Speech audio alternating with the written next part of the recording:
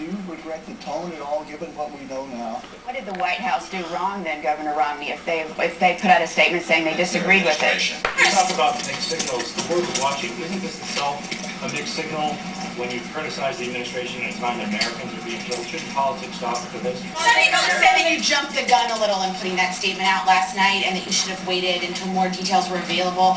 Do you regret having that statement come out so early before we learned about all of the things that were happening?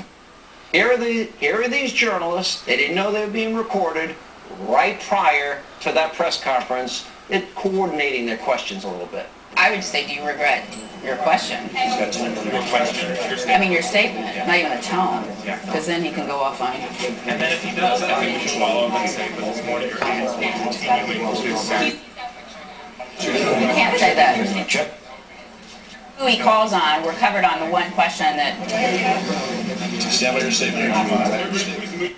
Whoever he calls on, we got that covered. You can follow up. Don't say this, because if you do, he's going to say that.